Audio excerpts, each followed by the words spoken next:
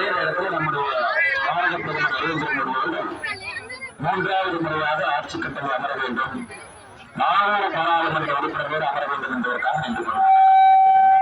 அந்த 400 பாராளுமன்ற உறுப்பினர்கள் நம்முடைய நீலகிரி பாராளுமன்ற தொகுதியில் இருக்க வேண்டும். அவருடைய அண்ணன் டாக்டர் முருகன் அவர்களும் இருக்க வேண்டும் என்பதற்காக நின்று கொண்டிருக்கின்றோம். ஆனால் எல்லா அன்பு சொந்தங்களுக்கும் கூட என்னுடைய அன்பான வேண்டுகோள், இந்த முறை நீங்கள் நிச்சயமாக ஒரு மாற்றத்திற்காக, குறிப்பாக நரேந்திர மோடி அவர்கள் மறுபடியும் ஆட்சியில் இருக்க வேண்டும், இன்னும் பலமாக இருக்க வேண்டும், வலிமையாக இருக்க வேண்டும். 400 பாராளுமன்ற உறுப்பினர் இருக்க வேண்டும். நீலகிரி பாக்குறீங்கய்யா, நீலகிரியினுடைய எம்பி யாருன்னு உங்களுக்கு தெரியும்.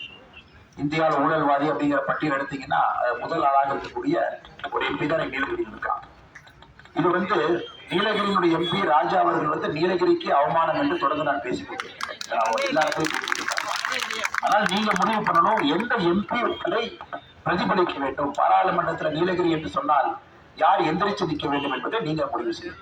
இது ஒரு நல்ல வாய்ப்பு, அருமையான வாய்ப்பு. இப்பதான் பிரதமர் அவர்கள் மேட்டுப்பாளையம் நீலகிரி பாராளுமன்ற தொகுதிக்கு 3 நாட்களுக்கு முன்பு மேட்டுப்பாளையம் வந்துவிட்டு சென்றிருக்கிறார்.